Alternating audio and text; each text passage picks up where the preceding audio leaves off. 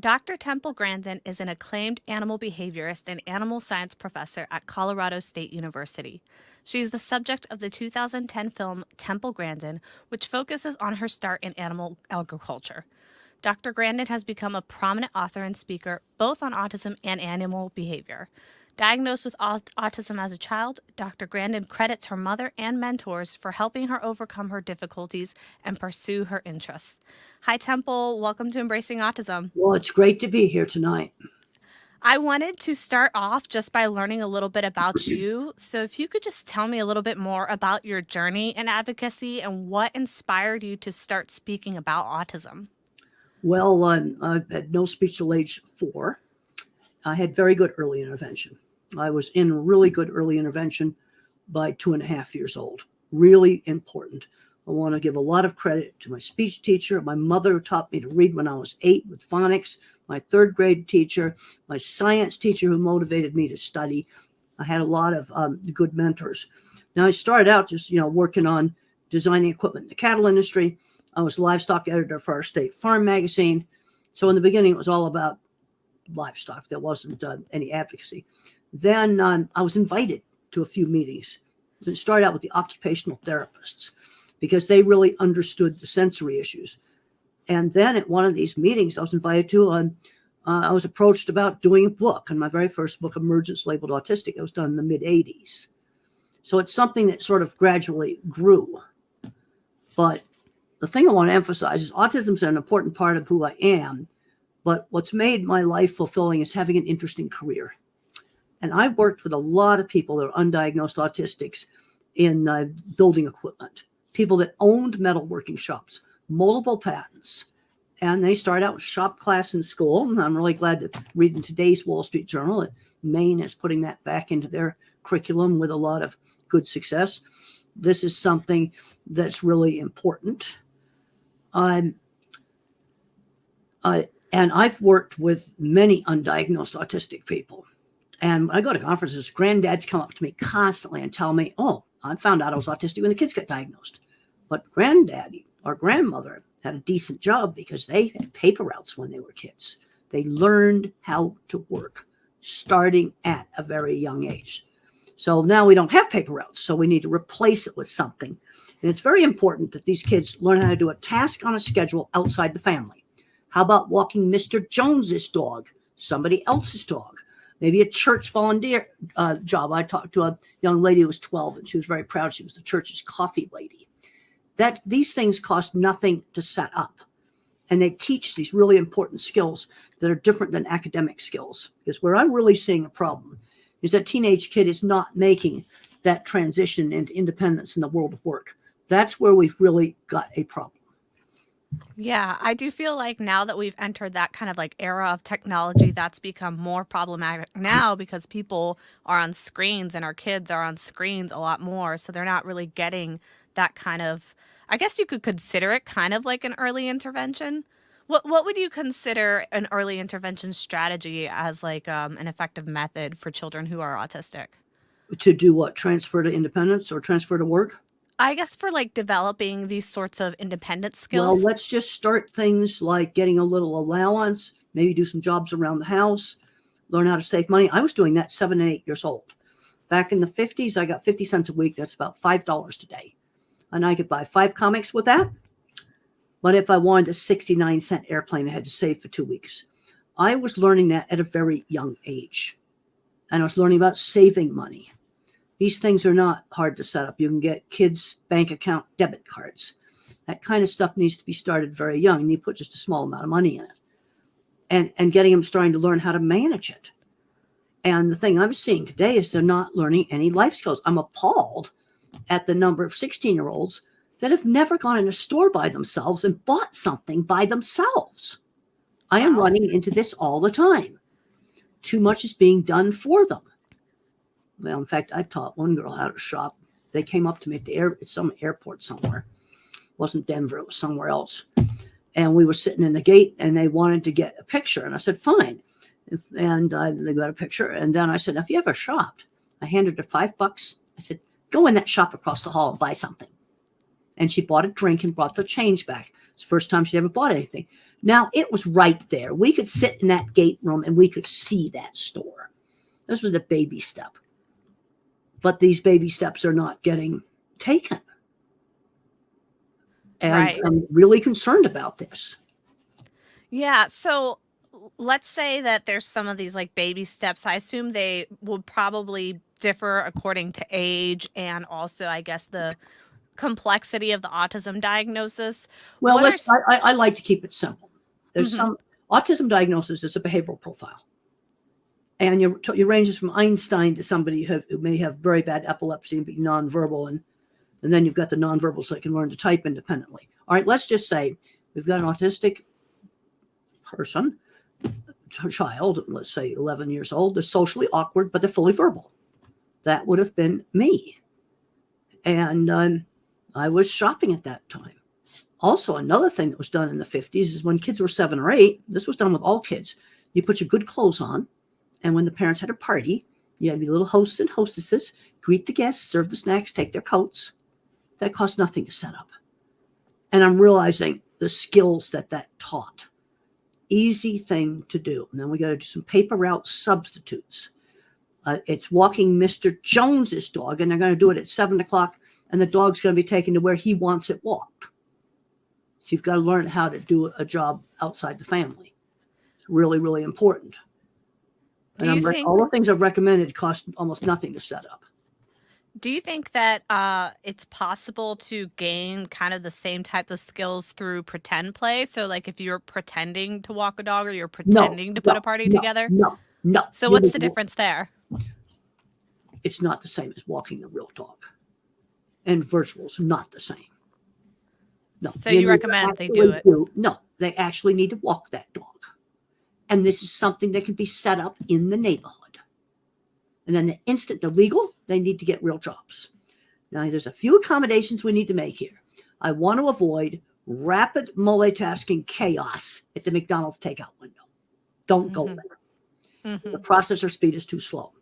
The other thing that would save a lot of jobs is putting instructions in checklist format. Okay, so you got to close out the Walmart cash register, step 1, step 2, step 3, like a pilot's checklist. Checklists would help people keep a lot of jobs. I cannot remember long strings of verbal instructions. I have to write it down in a checklist format. Those are 2 very simple accommodations. And those are needed. And then you need to just set it up in the neighborhood. Who do you know that owns a shop? When I was 13, mother talked to a local seamstress who did dressmaking out of her home and would alter dresses. And my job was to take the dresses apart, and then she'd pin the hems up, and then I hand sewed the hems. This was something that's just done in the neighborhood. And I was 13 years old. And then I got paid a little bit for doing that. So, along those lines, one of the things that I've heard you kind of talk about is something that you kind of refer to as like teachable moments. Yeah. And using them effectively to kind of like provide instruction without having to resort to like yelling or negative reinforcement.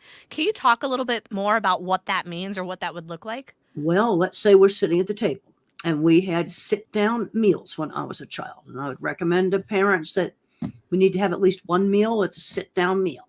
And we're going to take turns talking about our day. So let's say I reached across the table and grabbed the serving dish of mashed potatoes. Mother didn't scream no. She'd say, ask your sister to pass it. She'd give the instruction, and it's always done in the moment. And you give the instruction instead of saying no. All right, let's say I'm in the store and I'm touching too much stuff. Then you might say only touch the things you're going to buy. And the reason for that is if everybody touches that shirt, it's going to get dirty and nobody's going to want to buy it. You also give the reason, and you just do it in the moment, calmly. In the moment, give the instruction and the reason for the instruction. So is the instruction kind of like the thing you want them to do as opposed to saying, don't do this, then No, you're it's what saying, you do want this? them to do. What you Okay. want them to do is your mother would say, ask your sister to pass it. That's what she wants me to do. You give instead of screaming no, you give the instruction of what you want the child to do.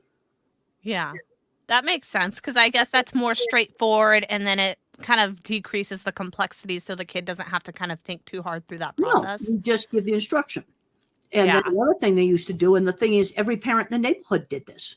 I'd go, other parents did this too. This was standard 50s upbringing. And it was just done really calmly and quietly. They would give the instruction. The other thing, would they cue us to say please and thank you. Like, okay, we're in the store. I pay for something, and I don't say thank you to the cashier. Mother would say, you forgot to say, or you go up and ask, and they say, you forgot to say, please. We were cued to say please and thank you. So when you were a child, do you recall, like, did you struggle with like meltdown behavior? Because that's something that a lot of kids do struggle with, and a lot of parents have a hard time trying to figure out how to address when their child is Let's doing that. figure out what caused it. Yep, I had some bad meltdowns. And one of the things that can cause that is sensory overload. That can cause a meltdown. The other thing that can cause a meltdown is frustration because you cannot communicate. You see, I was slow to respond on questions, and they often wouldn't give me time to respond. That was very frustrating. And when I was 5, I remember being very frustrated. I could talk, but I was slow to respond. We had a little assignment where you had to mark down all the pictures that began with B as in beautiful. So I marked the suitcase down for B for bag. And they didn't give me time to explain that in our house they were called bags. I understood the B concept. That was very, very frustrating. So what do you recommend, I guess, for parents to handle Well, you that? have to figure out what's causing the meltdowns. Sometimes it's got worse when I got tired. Another thing with a nonverbal individual, you've got to rule out a hidden painful medical issue they cannot tell you about. Their stomach hurts. They got an earache. They're constipated. They've got, urinary tract infection. Something they can't tell you about. Because the doctors just says, oh, it's just autism. Let's say you have a nonverbal child, and he's been really good, or she's been really good. Now all of a sudden she's horrible. The first thing I'd look for is a hidden painful medical. And big number 1 tends to be tummy, and things like that, hurting. That's often big number 1. So you can have hidden painful medical that sets off a meltdown, sensory overload, frustration because they can't communicate. And then there's some kids that learn to manipulate. I remember talking to one parent. They had a nonverbal teenager. And when mom was driving towards McDonald's, he'd scream because he knew mom would stop. When dad was driving towards McDonald's, he did not scream because he knew dad would not stop. You see, it's sometimes used to manipulate. So you've got to be kind of a good detective. What's setting this off? Now let's look at some of the sensory things. Okay, number 1 in architecture is LED lights that flicker. And that probably is a problem for maybe 10, 20% of the autistic, dyslexic, and ADHD population. You pull this thing out right here, and you put it in slow motion video, and you film the room. You'll find the bad lights that flicker. Oh, you can do that. Yep. What does it show? You just use regular slow motion video on your iPhone. I mean, it should work on an Android too, but I did it on iPhone. And iPhones are easy to find to try it. Oh, and I wish I knew that. And I learned it from a lighting contractor at a book table one time. I'm always learning things. I got to thank a lighting contractor in Texas that came up to me. And then we tested this church that I was doing the talk in, and their exit signs flickered. Their big overhead lights did not, and then their sensory room flickered. Oh, no. Yeah, that was not good. So you have to find LEDs that don't flicker. And then let's say you're stuck in a windowless room that has this.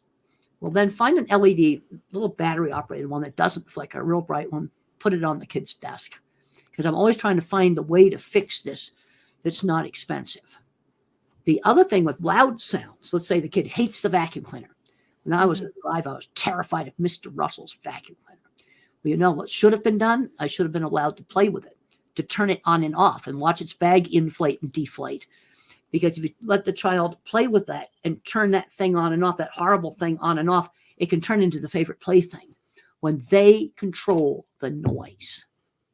That's another thing. Okay, let's say an older teenager and wants to take a shop class, can't stand the noise of an electric drill. Well, you go in the shop, nobody's there, and get the electric drill out and drill all kinds of boards and stuff with it. Again, the individual is turning on the drill and initiating the sound. Now let's look at headphones. You've got some real serious headphones on there. Now the problem is, if an autistic person wears headphones all the time to block sound, it will make sound sensitivity worse. It will definitely make it worse. What you have to do is have them with you all the time. Have them with you all the time. That's control. And then you go in these horrible bathrooms with all these dryers and flushers going off at random. Okay, you put it on then for that. Or maybe in the subway or just some really, really loud places. But then you want to have it off for at least half the day. But the control is important. So it seems like kind of like a controlled exposure therapy in a way. That's right. Well, okay, what do we do if they don't like dogs barking? Well, I can't control dogs. So what you'd want to do is get a very high quality audio recording of dogs or babies crying. And then they play it at an increasing volume. They can turn it on and off. That also can. But the autistic person has to control that audio device. Yeah. See, the control is important. You have the headphone with you. So if you need it, you've got it. Yeah. Not to wear it. It's funny you say that because we're expecting a baby, and that's one of our bigger concerns is how are our two autistic children going to handle the baby crying all the time because they're both really sound sensitive. Baby crying sounds, and it has to be on a high quality audio device that doesn't clip the really nasty high frequencies. That's high quality audio, not crappy audio. So that is kind of like working on creating an environment for your child that you can really get them involved in sort of these different sensory experiences. The other thing I want to do is take the things they're good at and enhance it. I got an email just now really about a kid throwing a fit and behaving really badly in school, brilliant in math. I talked to a mom in the UK just a few days ago, her third grader throwing a fit in school, and they labeled him demand something, pathological demand something or other. Well, PDA. Rubbish. This is a brilliant math kid that's being forced to do baby math. I said he might need to do high school math in the third grade classroom. I'm not suggesting put him in high school. You can bring a laptop in with a program on it. But this kid needs harder math. Don't make him do the baby stuff. I guarantee you'll behavior problem. That is exactly, I was going to ask you this exact thing because my daughter also has that kind of like PDA label. She's 5 and she's doing math at like a third grade level and having these behavioral issues in class. Move her ahead. This is what was done with Katherine Johnson, the famous mathematician that did the NASA calculations. She had some horrible discrimination about restrooms and things like that, but her math education was done right, and she was moved ahead. Yeah. Way ahead quickly. We try to do that. The schools kind of push back, though. That's the hard part. I think it's wrong. And I also talked to an Uber driver. He was a computer science teacher at a community college. He fought at school on this and finally got him to give the kid a laptop with high school math on it. Wow. And a lot of problems went away. Now, I'm not a math kid. You see, you have the object visualizers like me who think in pictures. We like art, mechanics, animals, and photography. So my ability in art was always encouraged. I did all kinds of shop classes. That is stuff that I really like to do. Mm-hmm. So I'm the object visualizer. I'm terrible in math. I don't understand algebra. I worked with a lot of brilliant shop people that invented and patented mechanical devices that couldn't do algebra. So I'm the art and mechanical kid. Then you have the music and math kid. I'm a big believer in exposing kids to lots of different stuff. Well, I was exposed to musical instruments. I was terrible at trying to play a little flute. Another kid's going to take off on it, but you don't know. And then you have a word autistic kid. They love history and facts. But we need to challenge the kid in the area that they're really good at because they're going to have uneven skills. Mm-hmm. And these math geniuses that are given baby math, no, this is just wrong. And that's why you've got so many behavior problems. They're bored, absolutely stiff. So what I'm hearing is kind of like the importance of creating like inclusive learning environments that are more adaptable to these skills. No, you're using jargon. I just call it. You see, I don't think in the abstract. See, verbal thinkers think much more abstract. I'm seeing a laptop in my third grade classroom. Of course, we didn't have that in the 50s. I'm going to turn that desk around. So if I was sitting where Mrs. Deitch would be sitting, I'd make sure that laptop was tuned into that math program, even if I didn't understand it and that he was working on it. And I'd also be in touch with the high school teacher that would be helping him with it to make sure he's advancing. I don't have to understand what's on that laptop. I just make sure the program is up and he's working on it and doing well. And I just Yeah. put him in the classroom. But I'm going to turn this desk around because I want to see what's on that laptop. You see, now I see that. Mm-hmm. I see our old wooden desks that had the hole for the inkwell, the laptop on it. That's I couldn't even imagine what a laptop was. That's kind of cool, though. Yeah, today nobody even knows what an inkwell is. But it's very, very. We didn't have inkwells. Our desk had the holes for the inkwell. But I see it. Yeah. And you see, and the other thing is it's something specific. See, one of the problems with verbal thinking is overgeneralization. Mm-hmm. And I'm seeing specific accommodations. I want to get rid of the LED lights that flicker. Test it with the. A lot of these kids are going to do better with instructions in bullet point pilots checklist format. Mm-hmm. That will help a lot of kids. You see, I've done so many of these talks that the same stuff comes up over and over again. The checklist thing, that would save so many jobs. Yeah, absolutely. Hundreds of jobs would be saved by that. It's a simple accommodation. So then let's switch gears a little bit, talking more about the families and the siblings associated with the autistic kiddos. What advice do you have for families who would like to be more supportive to their siblings of the autistic kids? So not the autistic kids themselves, but the siblings that oftentimes kind of get not neglected, but kind of forgotten in a sense in terms of my like. mother has talked about this, and she said you've got to have some quality time for the siblings. That's really important. And I can remember my sister really liked theater and plays. So mother one summer put on a play that was, for my sister to be in. You've got to do some things with the siblings. They need some quality time and they shouldn't be left out. Yeah. You see, now, of course, it also depends upon the autism. By the time I was 5, I could do most normal activities. We could go to a nice restaurant. I would behave. We could go to church, and for most of the time I behaved. We could do normal stuff, go to a movie. Yeah.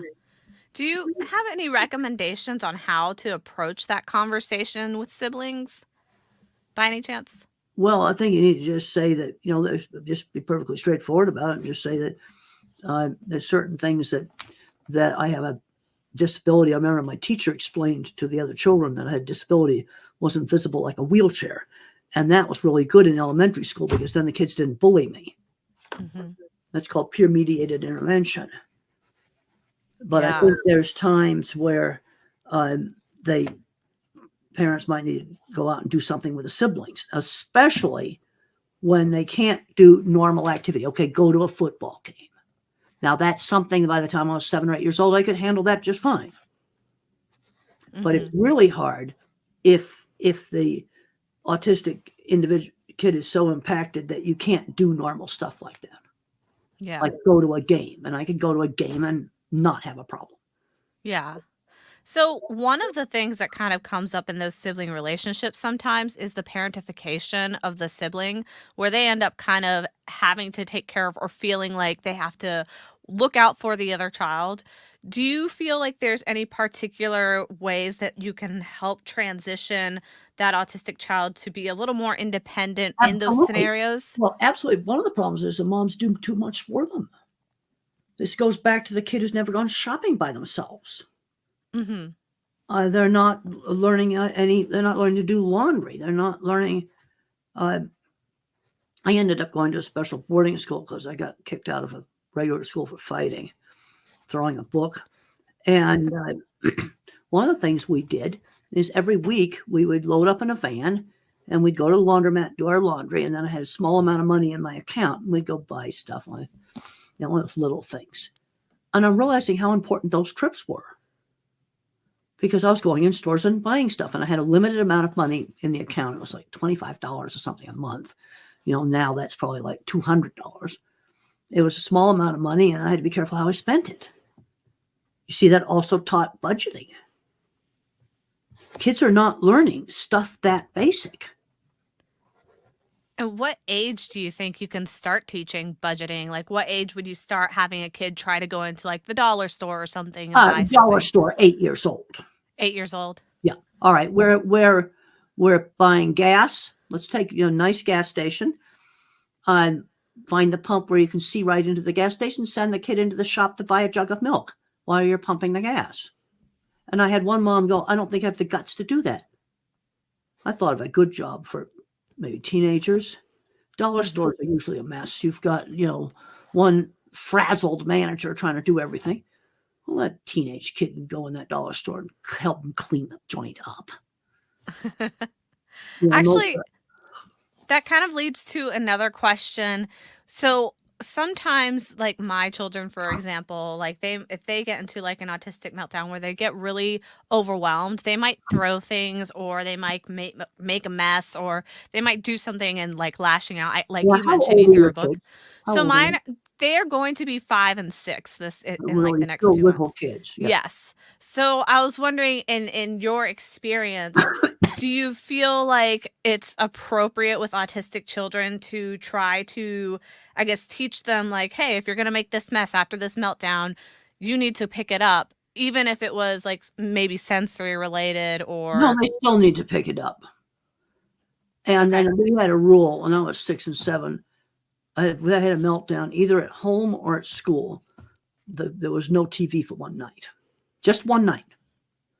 And the only time they didn't enforce that, when it was absolutely truly sensory, we'd go on this ferry boat, and I'd be sitting up on the deck, and the horn would go off, and I'd fling myself on the floor and scream. I was not punished for that. That was very, very, very much the ferry boat horn. But other situations, that wasn't the case. And then if I had a meltdown at school, Mrs. Deach called home. I was in a small school, elementary school, and so Temple was kicking and screaming in the classroom. So I'd get back home, and mother would go, well, you know the rule. You were throwing a fit and have temper tantrum at school.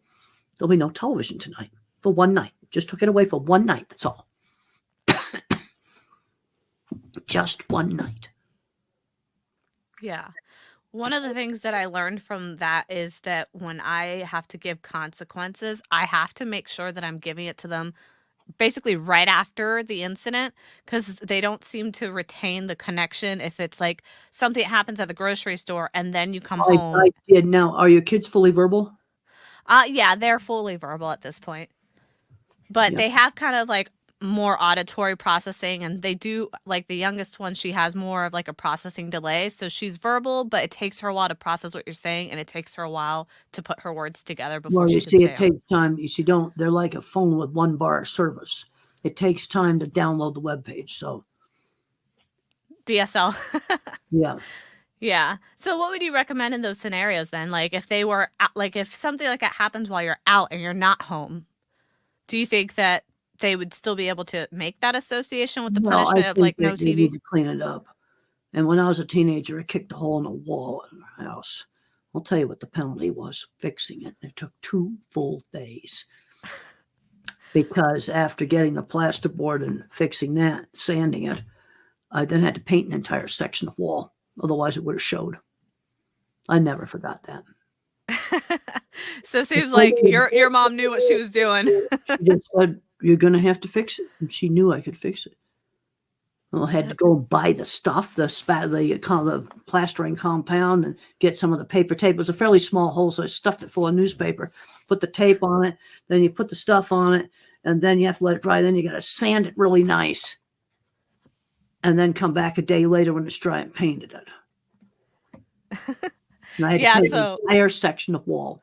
Otherwise, it would have showed. So that is kind of building those like physical links to the consequence of what you're doing. It's kind of giving the kid. Okay, you're going to have to fix that. Yeah. And I knew how to build things, and I had to fix it. And I never forgot it. I remember it as well as it happened yesterday. I kicked the wall, and my foot, at least I didn't kick a stud or it would have busted my foot. Like I kicked between the studs, and I kicked a hole maybe about like that. I didn't have to cut out a section and put in a new piece. I could span it with the tape and put newspaper in the wall. So when I was done, it did not show. I'm going to keep that in mind for when my kids are a little bit older. I think they're still a little young to fix the wall. A bit too young, but let's say we threw a bunch of stuff around and made a mess. Yeah. Well, they could pick that up. Yeah. Yeah, that's more practical. That makes sense. So I want to switch gears a little bit as we're wrapping up, and I want to give you an opportunity. I ask this to all of the guests that I have on my show. Our podcast is called Embracing Autism because it's kind of like our take on going beyond just accepting autism and truly learning how to embrace it. And everybody has kind of a different concept of what that means to them. So I was wondering for you, what does embracing autism look like? Well, there's some accommodations that will need to be made, like not doing the multitasking jobs, the pilot's checklist, giving the child time to respond when they're talking, slowing down when you talk. You know, I don't think about accommodations in the abstract. I think there's very specific things you do. And I have slides I put them on. There's very specific things that you can do to help the child. And when you're working with the little kids, one of the things that's really important when you're teaching speech is you've got to give the child time to respond. They might take 15 seconds. That's a long time. And you get in their face too much like this, it's going to be like freezing a computer because you clicked on the mouse too many times. Now it's trying to open Windows 10 times. Yeah, That's going to true. just take forever. You click the mouse once and then you wait.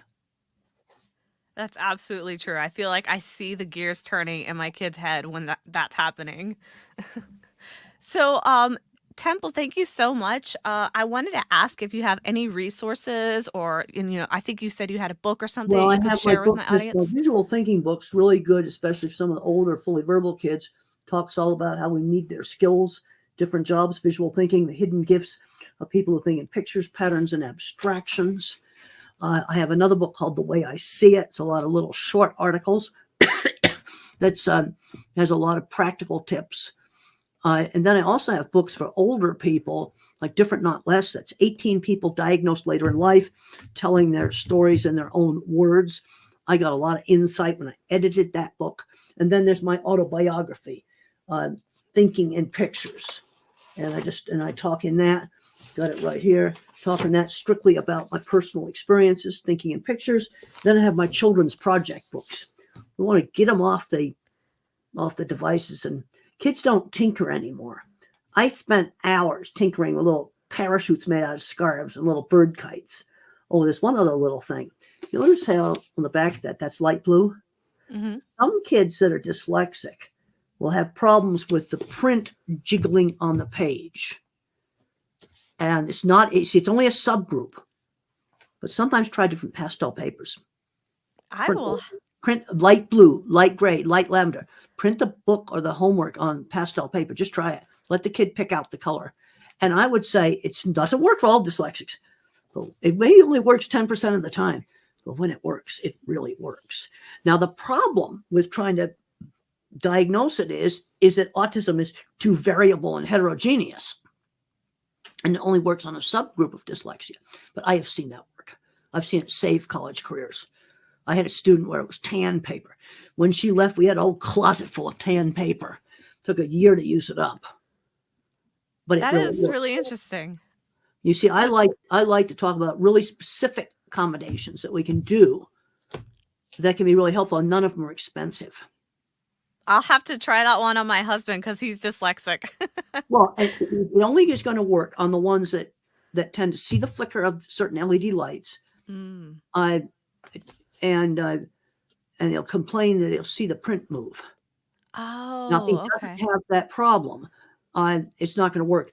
Now, in your brain, you see, it's a problem in the back of the brain. The eye exam can be more or less normal, but you have circuits for shape, color, texture, and motion. Well, the brain has image stabilization circuits. Nobody really understands how they work, so that your eyes move all the time and things aren't jumping around. There's something wrong with those circuits. And why colored paper works, nobody knows. And someone might say, well, that's not evidence-based. I said, it's colored paper. I just light blue right here. And it costs almost nothing. It's totally safe.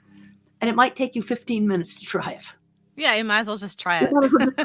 It's totally safe. It can't hurt you. And sometimes it works. Yeah, why not? And so before we head out, so you mentioned the books. Where can my listeners find it? Is it on Amazon? Amazon has got them. Also, you can go to templegrandin.com. That's my autism website. all the autism books are listed. I also have a livestock website, Grandin.com, and that's got, there might be some people that do livestock that might like this book, Temple Grandin's Guide to Working with Farm Animals. And I've got livestock books listed on that. And they're also all available on Amazon. And everything's available in ebook, just about everything. And it also available in audiobook. All my newer stuff's available in audiobook. The thing I'm finding interesting is my third of my royalties right now are coming from audiobook. Interesting. That's really getting popular. Not the ebook. The ebooks, yeah, we sell ebooks, but not as many ebooks as audiobooks. I think that makes sense in terms of like neurodivergent people, at least. Well, a lot of people like to listen to them in cars. That's when true. they're commuting to work. Yeah. So they're in all the formats, and on templegrandin.com, there's all the autism stuff is on there. Is there anything that I did not give you the opportunity to share that you'd like to share before we close? Talked about some of the most important stuff where we're really stumbling is we're not making the transfer to independence and work. That's where we're stumbling. Now you take they've changed the autism diagnosis. In the 80s, you had to have speech delay. Then in the 90s, they put in Asperger's, that socially awkward, no speech delay. Then in 2013, they took all that out. Now it's all merged together. And you've got this quagmire of, huge diagnosis range. But the grandparents I'm talking about, they would be the ones where there was either no obvious speech delay, and they had paper routes when they were 12. You see, we got to find substitutes for those paper routes. That's like walking the next door neighbor's dog is a simple one. Yeah, that's absolutely true. Find these things to do in the neighborhood and get these kids. I was shopping 8 years old, and I had my little allowance. You can get little kids' debit card things. I will definitely have to look into that for our children.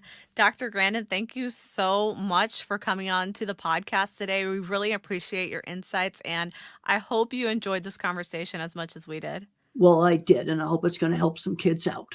Absolutely. Thank you Great so to much. be here tonight. Thanks.